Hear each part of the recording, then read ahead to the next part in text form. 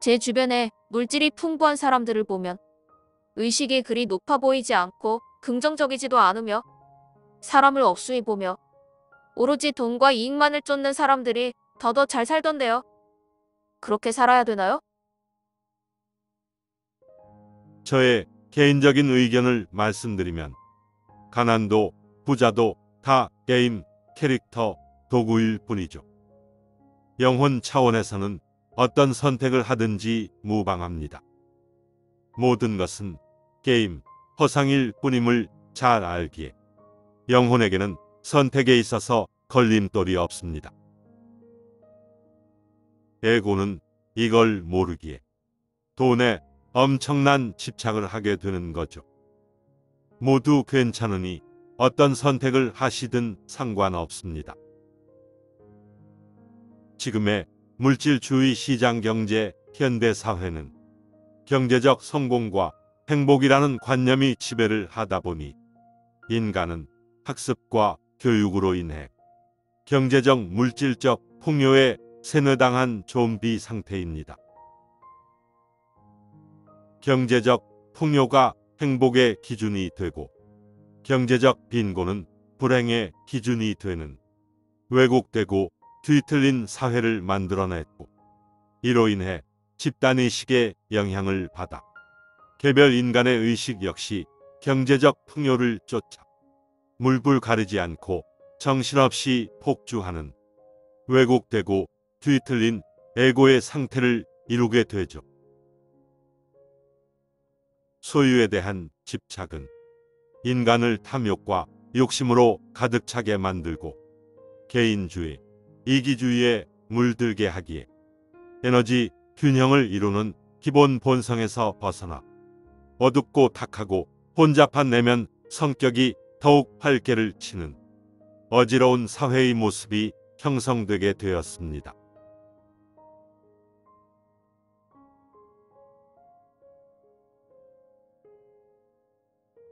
댓글 주셨네요. 아, 너무 감사합니다. 근데 너무 뜬금없는데. 댓글들을 쭉 읽어보다가 생긴 궁금증인데요. 영들 중에서도 블랙홀 영이나 악마적인 영처럼 원래 나쁜 영이 있나요? 사이코패스나 연쇄살인 사기꾼 등. 아니면 이들도 그냥 역할극으로 체험을 온 그냥 사랑의 영혼들인가요? 답 주시면 공부에 많은 도움이 될 것 같아요.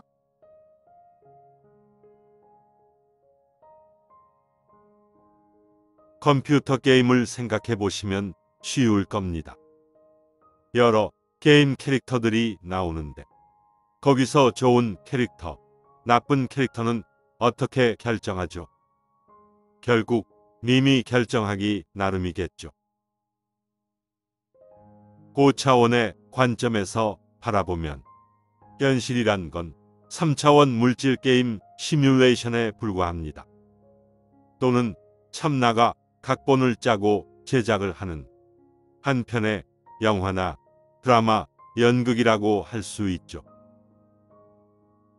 참나는 드라마틱한 물질 체험을 위해 3차원 환생 체험을 선택했으므로 자신이 겪는 모든 상황들은 드라마틱한 장면 연출을 위한 의도된 배경 화면들일 뿐입니다. 좋거나 나쁜 영이라는 인식은 뒤틀리고 왜곡된 에고가 만들어내는 고정관념에 휩싸인 개념일 뿐이고 참나의 관점에서는 드라마틱하고 스펙타클한 장면을 위한 필수 배역들에 해당되게 됩니다.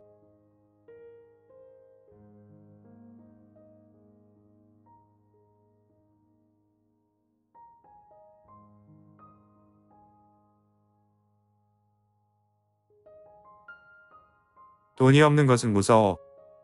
이 관념은 어떤 관념으로 바꾸면 되나요? 저의 개인적인 의견을 말씀드리면 삶은 그냥 게임일 뿐이고 돈은 그냥 게임 도구일 뿐이야 라는 관념을 계속 강화시키시면 삶의 속성을 이해하는 데 많은 도움이 됩니다. 하지만 삶이 게임이라는 인식이 생겨나려면 약한 에너지 상태에서는 가능하지 않고 강한 영성 에너지 상태가 되어야 가능하게 되죠. 약한 에너지 상태에서는 에고의 본질, 망각의식에 사로잡혀 있으므로 고차원에 대한 인식이 생겨나기 어렵습니다. 내부의 강한 영성 에너지를 생성시킬 수 있어야 완벽하고 치밀한 차원 시스템에 대한 인식이 뚜렷해져 고차원과 저차원의 속성과 특성들을 파악함으로써 3차원 물질계 삶에 대한 명확한 이해가 증가하게 됩니다. 강한 영성 에너지 상태가 되려면 단순 호기심과 관심 정도로는 안 되고 독서, 운동, 명상을 근간으로 하는 영성서적, 근력운동, 호흡명상이 집중, 영성 수행을 꾸준한 습관으로 만들면 됩니다. 집중 수행을 통해 내부의 강한 영성 에너지가 형성되면 무의식 정화, 자기 정화, 자기 치유가 일어나 나와 세상, 자신의 삶과 돈을 바라보는 관점이 그전과는 완전히 바뀌게 됨으로써 새로운 자기만의 독창적인 중간계가 창조됩니다.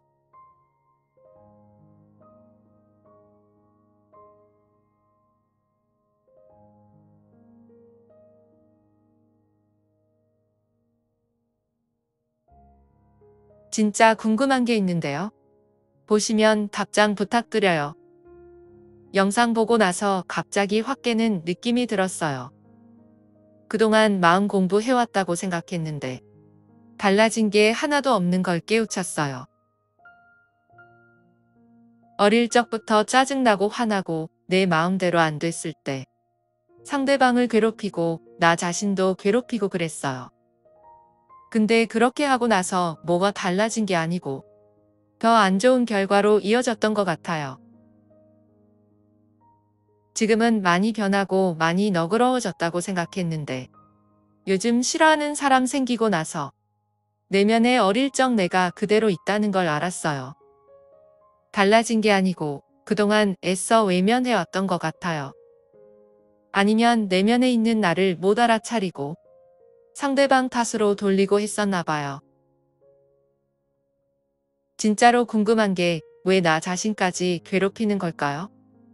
상대방 괴롭히는 못된 마음은 왜 생겨나는 걸까요? 진짜로 무의식으로 이런 못된 마음이 올라오는데 그 이유가 알고 싶어요. 조언 좀 부탁드려요.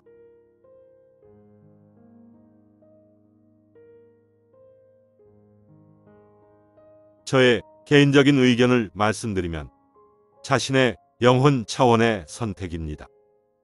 이번 생에 그런 체험을 하도록 님의 참나가 선택을 하고 설계를 한 거죠. 태어나기 전에 이미 이번 생에 어떤 체험을 할 것인지 청사진을 만들고 사건들을 배치합니다. 거기에 맞도록 지성, 감성, 재능, 성격 등을 무의식에 세팅을 하고 DNA에 저장합니다. 깊은 명상 수련을 통해 자신의 내면 무의식 깊이 파고들어 보면 그 안에 이 세상에 존재하는 온갖 사람들의 다양한 속성과 특성들이 내 안에 모두 들어있음을 인지하게 됩니다. 그것은 이 세상을 이루는 기본 바탕이고 우리가 경험하는 3차원 상대계 물질계는 극과 극의 이원성으로 이루어져 있습니다. 즉, 님의 내면 안에 밝은 측면과 어두운 측면이 모두 존재하고 약한 측면과 강한 측면이 모두 존재하며 천사성과 악마성이 함께 공존하고 있습니다. 그렇게 다양한 스펙트럼의 기본 바탕 위에서 그때그때 자신의 에너지 상태에 따라 거기에 맞는 생각과 감정들이 발현되게 되죠. 그래서 어렸을 때나 지금이나 자신의 에너지 상태가 별반 차이가 없다면 비슷한 속성들이 계속 내재되어 지속됩니다.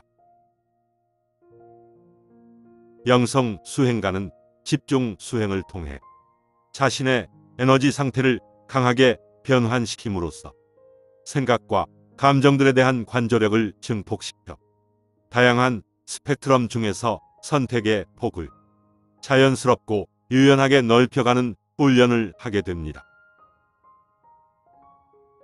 영성, 마음 공부의 효과를 보기 위해서는 수박 겉핥기식, 단순 흉내내 기식 수행으로는 에너지 변환이 일어나기 어렵고 강한 끈기와 집중력과 몰입도를 바탕으로 거칠고 험난한 수행 과정을 거쳐야 하는데 깨어나도록 참나의 설계가 되어 있는 분들은 자연스럽게 집중과 몰입이 일어나 주변 환경과 상황들이 만들어지게 되고 깨어나지 않도록 참나의 설계가 된 분들은 잠깐의 관심과 호기심에 그치게 됩니다.